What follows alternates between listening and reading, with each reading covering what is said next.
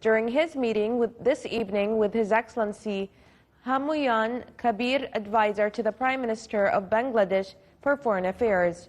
During the meeting, the two sides discussed the friendly relations and cooperation between their countries, affirming their shared desire to develop these relations in various fields in a way that serves mutual interests and the aspirations of their friendly people. They also exchanged views on developments in the region, emphasizing the importance of supporting efforts aimed at achieving peace and sustainable security and stability. Assigned by His Majesty Sultan Haytham bin Tariq, His Highness Sayyid Dr. Camel bin Fahd Al Saeed, Secretary General of the General Secretariat of the Council of Ministers, will preside over tomorrow the closing ceremony of His Majesty the Sultan's Camel Racing Festival 2026 at the Royal Camel Court Track in Al Falej in the Wilaya of Barka, organized by Royal Court Affairs, represented by the Royal Camel Corps. 6 races will be held on the final day of the festival, including the 5th race designated for Al-Hal camels, in which the winner will be crowned with His Majesty the Sultan's Camel Racing Cup.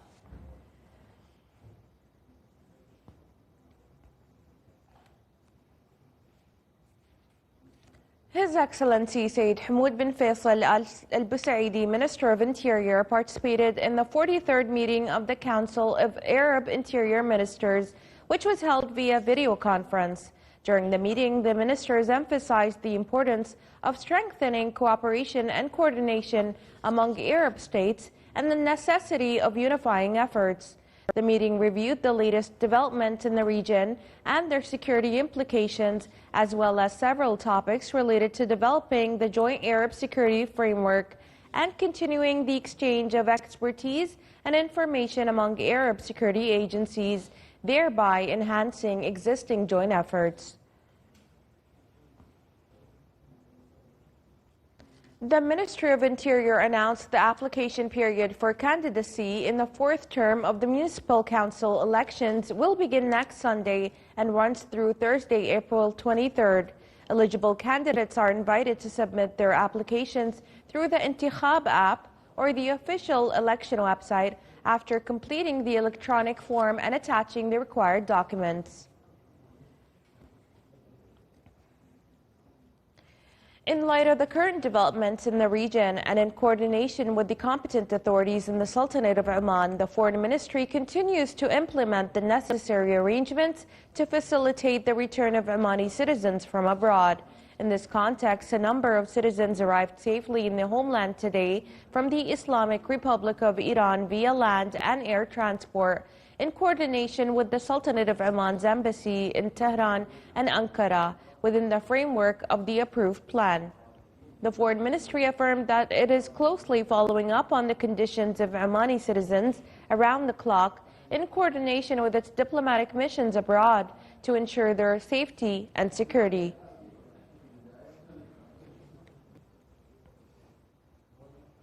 The Sultanate of Oman expressed its condemnation of the Israeli Knesset's passing of the so-called execution of prisoners law, which constitutes a violation of international humanitarian law, particularly regarding the protection of prisoners and detainees.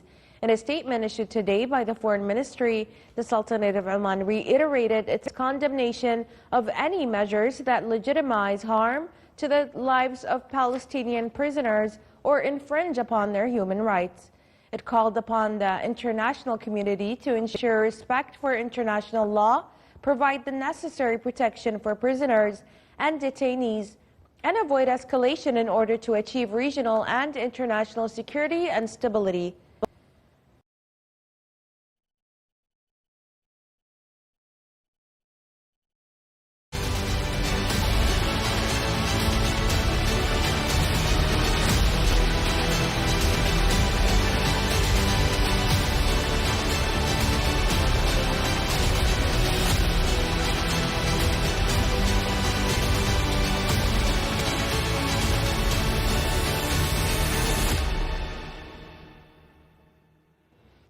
A number of Gulf Cooperation Council countries continue to repel attacks targeting their territories. Saudi Arabia's Ministry of Defense says its air defense intercepted 2 drones. The Emirates news agency confirmed the death of an Asian national after debris from an intercepted drone fell in the Emirate of Al Fujairah. In Kuwait, the General Directorate of Civil Aviation reported that Kuwait International Airport was targeted by drone attacks on fuel storage tanks, triggering a fire. No injuries were reported. Meanwhile, Qatar's Ministry of Defense says the country was targeted by 3 cruise missiles launched from Iran, adding that its armed forces intercepted 2 of them, while the third struck an oil tanker chartered by Qatar Energy in the country's economic waters. No casualties were reported. Amid rising regional tensions, global powers are navigating a critical moment where political signals, military calculations, and diplomatic efforts are increasingly intertwined. Here is a report. As geopolitical tensions intensify, global powers are stepping into a delicate phase of political maneuvering where strategic interest, security concerns, and energy stability intersect. This is not our war. We will not be drawn into the conflict. That is not in our national interest. And the most effective way we can support the cost of living in Britain is to push for de-escalation in the Middle East and a reopening of the Strait of Hormuz, which is such a vital route for energy.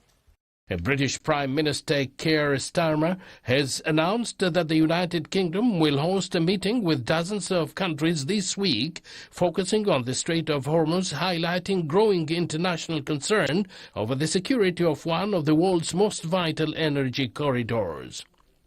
In Washington, President Donald Trump has indicated he is considering withdrawing from NATO while also suggesting that any potential U.S. military action involving Iran could be concluded within 2 to 3 weeks, a statement adding to uncertainty surrounding the crisis.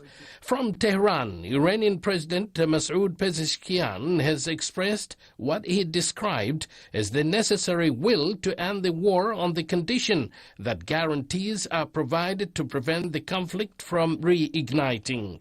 Economically, oil prices have dipped below $100 per barrel following remarks from both U.S. and Iranian leadership, while the UK's airline industry reports no immediate disruption to jet fuel supplies.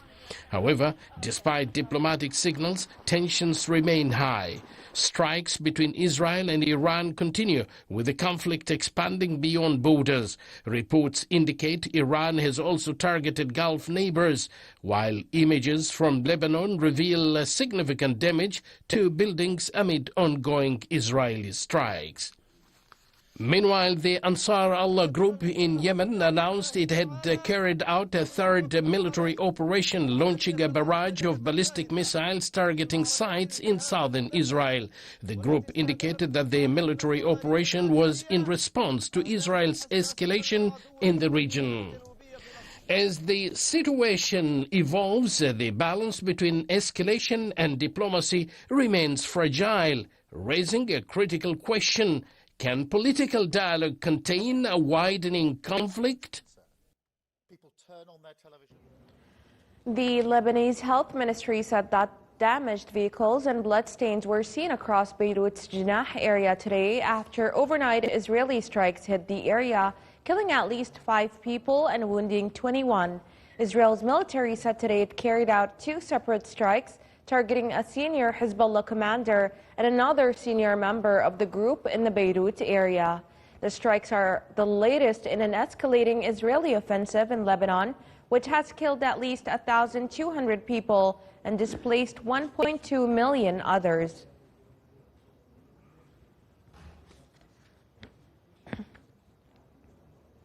The UN Security Council discussed the situation in Lebanon by hearing briefings from 3 UN officials. Khalid Khiyari, UN Assistant Secretary General for the Middle East and Europe Affairs, said that the situation in Lebanon continues to deteriorate sharply, adding that the Blue Line is witnessing heavy gunfire. along with airstrikes and the deployment of occupying forces deep inside Lebanese territory. The UN official stressed that the United Nations continues to call on all parties to resort to diplomatic channels while reaffirming the commitment to the full implementation of UN Security Council Resolution 1701. For creating and sustaining that zone.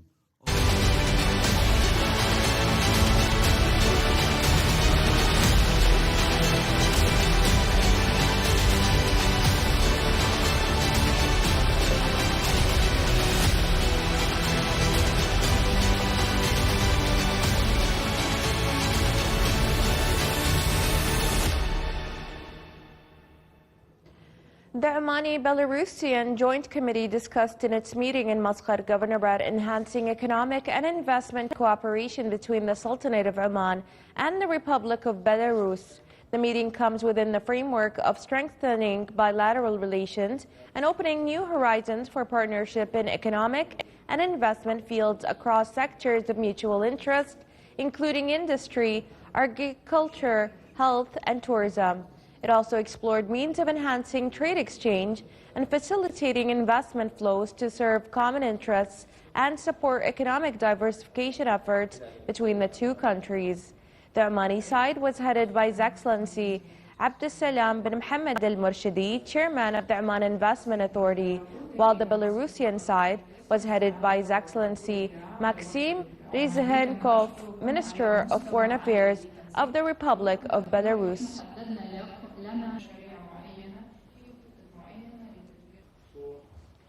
The new expansion of Sur Referral Hospital in the South Sharqiya Governorate was inaugurated today, adding 58 beds distributed across the dialysis and intensive care units, as well as the pediatric and cardiac intensive care units. The inauguration ceremony was held under the auspices of His Excellency Dr. Mohammed bin Saeed al-Ma'mari, Minister of Endowment and Religious Affairs.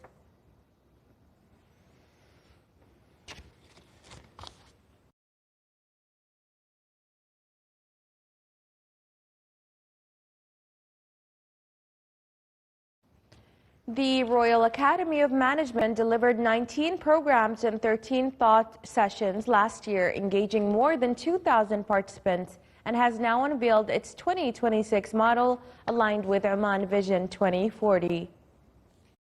The Royal Academy of Management held its second media briefing under the theme Impact Realized, highlighting its achievements and unveiling its 2026 model aligned with Oman Vision 2040. The framework focuses on executive learning, strategic initiatives, and sector-based interactive units. Today we are hosting a couple of media people, representative attending this, let's say, conference actually to talk about what's been achieved through the Royal Academy of Management during the year 2025 and what we are looking for to achieve, inshallah, during the year 2026. What are the programs that we are going to look into having this year, the coming year, and what we achieved actually in terms of doing about the last year program. The Academy also presented the National Future Readiness Framework, developed with the Ministry of Economy and international experts to support decision-making through data-driven analysis. It launched a new digital learning platform to expand leadership development across the public and private sectors. After participation in this national CEO program at the Royal Academy, my thinking changed actually fundamentally.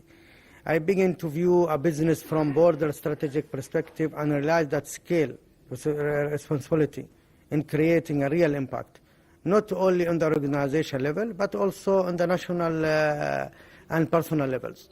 Efforts to empower national talent continue through the One Government Team initiative, targeting 5,000 public sector employees alongside a certified executive trainer program. Nearly 12,000 beneficiaries accessed the Academy's services last year, with over 4,000 participants engaged since its establishment. The International Conference on Intelligent Systems and Artificial Intelligence Applications 2026 began today at the University of Nizwa, bringing together global expertise to explore how artificial intelligence is becoming part of everyday life. Here is more in this report.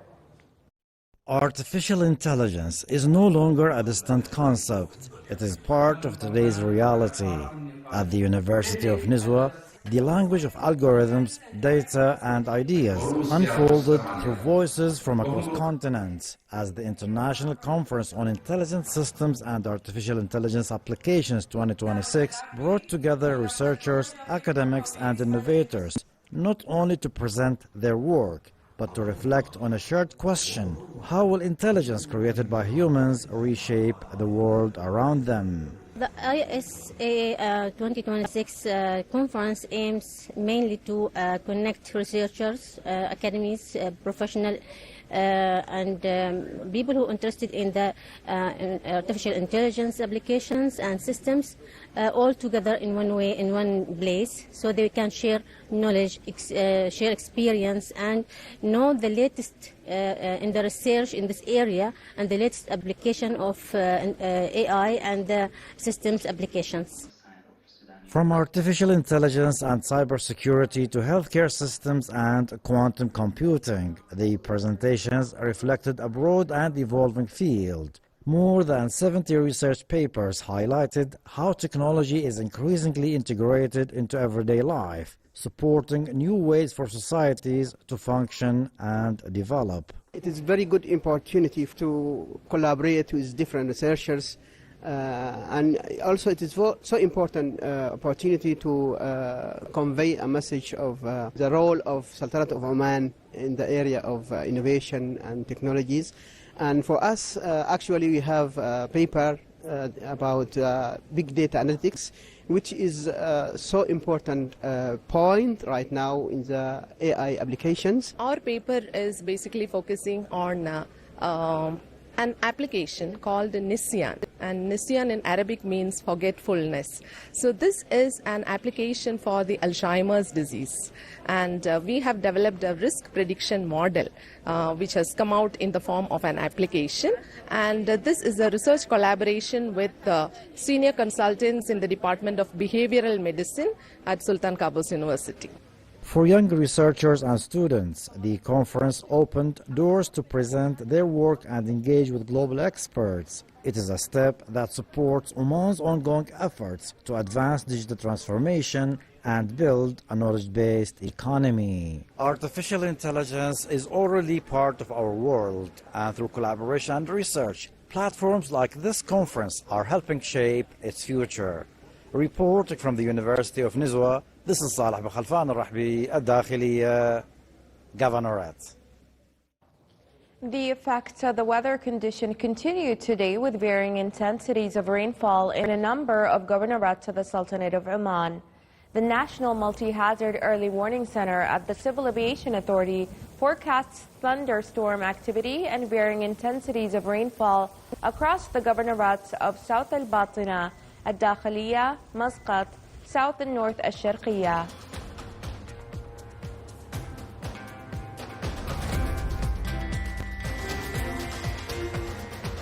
This is the Sultanate of Oman television. Before we end tonight's bulletin, here are the main points once again. His Majesty the Sultan received a written message from the Prime Minister of the People's Republic of Bangladesh, handed over to His Excellency the Foreign Minister. Assigned by His Majesty the Sultan, His Highness Sayyid Dr. Camel bin Fahd Al Saeed will preside over tomorrow the closing ceremony of His Majesty the Sultan's Camel Racing Festival 2026 at the Royal Camel Corps track in El Village in the Walaya of Barka. With the participation of the Sultanate of Oman, Arab interior ministers discussed the latest developments in the region and their security implications. And as attacks continue to be exchanged between the warring parties, the U.S. president sets a 2 to 3 week deadline to end the war with Iran, and the UN Security Council warns of a deteriorating humanitarian situation in Lebanon. With that, we come to the end of tonight's bulletin. From all of us here at the newsroom and the studios, it's good night.